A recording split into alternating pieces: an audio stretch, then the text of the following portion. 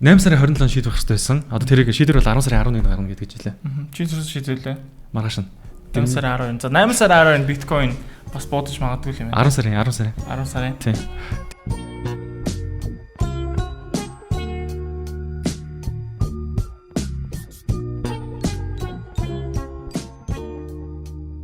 За 3-2-1 явсаа. Сайн бацхан уу? Та бүхний гэр бүлийн шүүн Томс гэлээ. За хэлээ. Скил байсан те. Скил байна уу? За Cryptoverse мэдээлэл өргөх гэдэг цөөхөд юм битээ бэлтлээ. Энэ за энэ 7 хоногт гоё юм юу вэ? За энэ 7 хоногт гоё юм гэвэл юу болсон? За Microsoft албан ёсоор Metaverse руу хөл тавьж байгаа гэдэг зарласан. За энэ юу болсон бэ гэхээр Xbox-ийн одоо head гэж байгаа Phil Spencer гэдэг хүн Bloomberg төсний ярилцлаганда за энэ бол Metaverse гэдэг концепт угаасаа гоё явна, гоё хөгжинэ. Яг үүндээ бид нар Metaverse дамжаад аягүй бодож байна. World of Warcraft тоглож байсан хүмүүс бол Metaverse-ийг мэднэ. Roblox тоглож байгаа, одоо тоглож байгаа хүмүүс бол Metaverse-ийг мэднэ гэдэг. Ерөнхийдөө эхлээл гэж яриад шүү дээ одоохондоо бол. Тэгээд Microsoft-ийн CEO Satya Nadella гэдэг хүн мэлээ. Би нэрийг дурдуулж магадгүй. За тэр хүний хэлж байгаагаар болонгууд Halo гэж тоглоом ба Metaverse мөн үү? Minecraft ба Metaverse мөн үү? Гэхдээ энэ хувилбаруудыг бүгднийг 2D гэж үзнэ. Жинхэнэ 3D Metaverse хөгжүүлэх гэдэг бол нэлээд төвөгтэй ажил. Гэхдээ энэ ажлыг бид нэр хийхэд төлөвлөсөн байгаа. Тийм энэ 3D. За. Ямарсан таашаал давна. Xbox, Microsoft хоёр нийлээд Metaverse хөл тавьж байгаа юм байна. Тэгээ илүү бас next level Metaverse-ийг бүтээх л та. Тийм.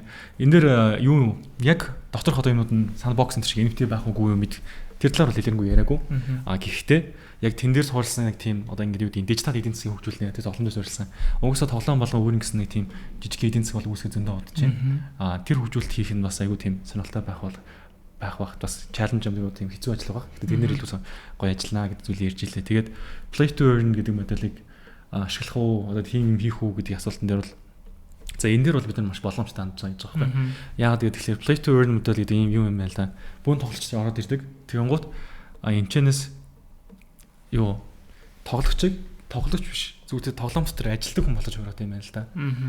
Одоо нэг хүн мөнгөтэй болохын тулд нөгөө хүмүүс ийм ажил хийх хэрэгтэй ч юм уу. Эсвэл бид төрүүлж ажилласнаар давтал идлээд тэгээд нэг араас сууж байгаа хүмүүс ингээд биелүүлж байгаа даалгаврын үнд ингээд миний даалгаврын доор яваад нэг тийм схем аягийн болчих гэдэг аюултай. Одоо workforce буюу тийм тоглоом дотор ажилладаг ажлах хүчин бий болох гэдэг. Тийм учраас яг тэр модель нэг ийм үр дүнтэй учраас энэс зайлсхийхийг ер нь л бодож магадгүй юм шиг байлаа. Ер нь нэлээд боломжтой хандмал гэдэг зүйлийг хэлсэн бэл. Окей. За араас нь өөр нэг мэдээ явахад тэр нь болонгууд Америкийн санхүүгийн зөвлөхөөрөд холбоотой мэдээ. За юу гэж цаадалж байгаа? За цаадалж хойшлуулъя л хичээл. SEC-гөө. Юугөө? ETF-гөө? ETF, spot ETF-ийг яагаад таажлаа? Одоо яг spot ETF төр чи ETF-ийг гой тайлбарлаад өгч. ETF гэж яг юу юм? За биржээр ажиллаж болохсан гэдэг. За ETF юу гэдэг вэ? Одоо нэг тэр одоо бараа таваар алт малт юу гэдэг. За би чинь одоо ингээд уламжлалт хөрөнгө оруулагчулаа заа. Ингээ хувьцаа бонд л авдаг. За тэгтээ би биткойн авмаар байна. Тэгтээ би ийм биржээр авмаар байна. Би Binance-аас одоо биткойн авмаар байна. Тийм тэгвэл угаасаа тэр хүмүүсийн чинь сонголт нь ETF л байхгүй. ETF яадаг вэ? Чи надад ETF гэдэг яг Binance биткойныг дагаж хөдөлдөг ханшийн хөдөлгөөнтэй ямиг надад өгж байгаа гэсэн үг үстэй. Тийм тэгж болно гэсэн үг. Юу л гэсэн үгтэй. Одоо ингээд алт байла тийм үү? Тэнгуут ингээд алтыг чөөр авч чадах айгүй хэцүү байхгүй тий. Чамд гэсэн нэг ирэмс авчихсан. Тэнгуут ETF гэдэг юм болгоод бид нар алт аваад хадгалчихна. Тэнгуут энэ алт таны алт ч үгүүдийг гэрчилж байгаа одоо ингээд хувьцаа шиг өмгчнө гэсэн үг байхгүй. Ерөнхийдөө тэгээд би алтыг хувьцаа болгочих жаа гэсэн үг. Тэнтэй адилхан биткойныг би аваад өөртөө хадгалсан гэсэн үг шүү дээ. Гэтэ ханш нь үргэлж ингэж явах уу? Тэгнэ. Тэгтээ бас харцангуй аюул багтай гэсэн үг. Тийм ишлэл багтай гэсэн үг. За тэгээд юу хасан? Юу таажлуулж байгаа? 8 сарын 27 шийдвэх хэрэгтэй байсан. Одоо тэрийг шийдвэр бол 10 сарын 11-нд гарна гэдэг жилээ. Чи зүрх шийдвэрлээ. Маргааш нь. 8 сарын 12. За 8 сарын 12 биткойн бас буудаж магадгүй юм байна. 10 сарын. Тийм. Тэгээд юу басан? Эднийх өмнөх хүсэлтийг яагаад ницаасан бэ гэхээр стандарт хангахгүй байна. Ямар стандарт хангахгүй юм бэ гэхээр хөрөнгө оруулагчдыг хамгаалтаа хамгаалж чадахгүй. Дээрээс нь ингээд манипуляц хийж ханшийн тоглолтын дээр ханшийн тоглолтын тийм эрсдэл байгаад байна гэдэг үгнээс. Гэхдээ One-ыг болохоор юу гэж хэлээд байна гэхээр Канадад spot ETF-ийг угаасаа 2021 оны 2 сар зөвшөөрсөн. Тэгээд Америкийн одоо ингээд сангуудчин байна уу, хөрөнгө оруулагч байна уу угаасаа ингээд Канадын тэр одоо юу гэдгийг бирж тэр крипто бүтээгдэхүүнүүд бол айдсны ашиглаад эхэлсэн. Тийм байхад зүгээр бид нар зөвшөөрлөн нөгөөд тэр үйлчлэгийг бид нар хийя гэдэг зүйлийг тавиад байгаа байхгүй. Тийшээгээ заавал ингэж дамжиж авах юмыг зүгээр л энд хийчихэл та. Тэгэхээр Канадад зөвшөөрсөн. Тийшээ мөнгө гаргаж авахаар эндээс ах хэгдэлчээл та гэсэн санаа юм байна шүү дээ. Тэгээд өнгөрсөн лавтаас ханшин төлөөс нэг амар мэдээ байсан. MT Cox гэдэг ер нь бол мартагдсан крипто бирж гэж хэлж болно. Яагаад? Эдгээр ч нэг халдлаганд өртөж мөртөөд 850,000 биткойн тэр алдаад. Гэтэ тэр чинь бүр нэлээд 11 14 он юм. Дэх үед тий. Тэгмут нөгөө нэг тухайн үед энэ вирж одоо өөр ингэсэн хөрөнгө хадгалсан байсан хүмүүст одоо ингээд ядж байгаа хөрөнгүүд энэ буцааж өгнө. Тий, буцааж өгөө гэдэг юм яриад. Одоо ч өгөөгүй. Тий, тэгээ одоо л өгөх гэж байгаа гэсэн. Одоо нэг 140,000 биткойныг ерөөдөө хүмүүстээ буцааж тараанаас ч тийм нэг юм явсан. Тэгмут энэ нь болонгууд энэ хүмүүс чинь өнгөрсөн 7 хоногт одоо өнгөрсөн 7 хоногт таарна гэдэг шум явцсан байхгүй.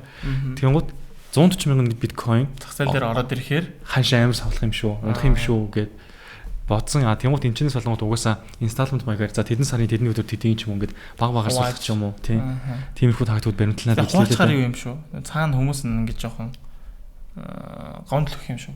Үгүй хаа. Чин анх шууд тараацсан байсан бид нар 20,000-аар зарах байсан. Одоо чинь биткойн дахиад унаад 12,000 10,000 болчих юм бол чиний биткойн сүүл сулрах юм бол чи айгүй хэцүү юм шүү.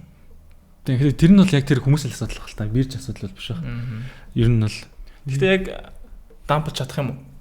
Чадахгүй шүү дээ. Яг дампалж бол чадна. Богино хугацаанд яг 140,000 ороод ирвэл. Гэхдээ биткойн ч одоо нэг уул аягүй томорцсон байгаа шүү дээ. Өдрийн волюм нь 20-30 тэрбум эргэлддэг. 140,000 биткойн ч нэг 3 тэрбум орчим болох. Тэгэхээр нэг волюм дээр нэг 3 тэрбум орж ирнэх бас нөлөө үзүүлж чадахгүй хүн шиг ирэлдэж болох юм те. Тэгээд угаасаа сулраас өмнө нөгөө нэг доовын ол дээр байдаг шүү дээ. Ямар ч одоо мэдээл хашиндаа шингэсэн байдаг гэдгээр яг тэр шуум гараад угаасаа 140,000 биткойн нөлөөг нь алзаны зах зээл шингээсэн байсан байна. Илүү автсан. За нэг юм зүйлсэн байгаа. За өөр сонирхолтой юм яа. Өөр сонирхолтой юм гэвэл юу басан солонгосчууд крипто юм сүртэй их орж байна.